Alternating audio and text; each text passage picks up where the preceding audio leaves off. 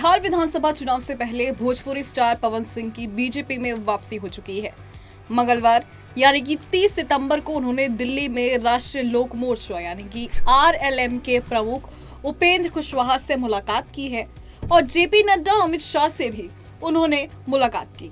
अब सियासी गलियारों में चर्चा शुरू हो गई है कि पवन सिंह अगर चुनाव लड़ते हैं तो बीजेपी उन्हें कहां से टिकट दे सकती है और कौन सी वो सीट है जहां से उनकी दावेदारी मजबूत हो सकती है।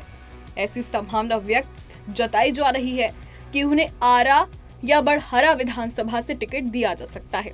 इसकी चर्चा खूब हो रही है। ऐसे में सवाल है कि पवन सिंह के लिए इन्हीं दोनों सीटों की चर्चा क्यों हो रही है। इसका समीकरण समझते हैं। पवन सिंह मूल रूप से भोजपुर जिले के जौकरी गांव के रहने वाले हैं और पैतृक घर बड़हरा विधानसभा सीट में आता है और दूसरी ओर एक घर उनका आरा टाउन में भी है। पवन सिंह राजपूत जाति से आते हैं। जाति समीकरण को देखें तो बड़हरा और आरा राजपूत बहुल सीटें हैं। यादव और कोयरी जाति इन दोनों सीटों पर निर्णायक भूमिका निभाते हैं। अब यहाँ पर सवाल यह है कि आरा से उन्हें टिकट क्यों मिल सकता है। इनके पहलू को जानते हैं। आरा सीट से राजपूत यादव के वोटर्स की संख्या ज्यादा है। माना जा रहा है कि उपेंद्र कुशवाहा और पवन सिंह के मिलने से कोयरी जाति के वोट में बिखराव नहीं होगा। यहाँ पर मुस्लिम वोटर भी 10% से अधिक है और इस सीट पर बीजेपी का लंबे समय से कब्जा रहा है।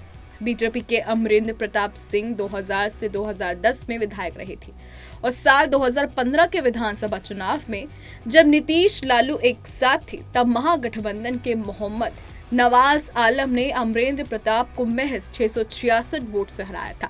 हालांकि 2020 में जेडीयू और बीजेपी मिलकर चुनाव लड़ी तो अमरेंद्र प्रताप सिंह फिर से विधायक बने। अमरेंद्र प्रसाद सिंह की उम्र अब ज्यादा हो चुकी है। ऐसे में माना जा रहा है कि पवन सिंह को यहां से टिकट मिल सकता है।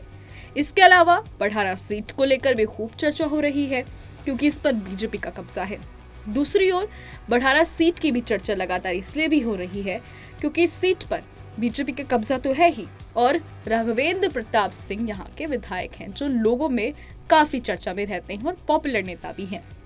और इसी सीट पर मुख्य रूप से राजपूत, यादव और कोयरी जाति के वोटर्स अहम भूमिका निभाते हैं। राघवेंद्र प्रताप सिंह 6 बार इस सीट से विधायक रह चुके हैं और 1985 में जनता पार्टी, 1910 और 1995 में जनता दल, 2000 में आरजेडी की टिकट पर वो जीते थे और साल 2005 में जेडीयू से आशा देवी जीती थी।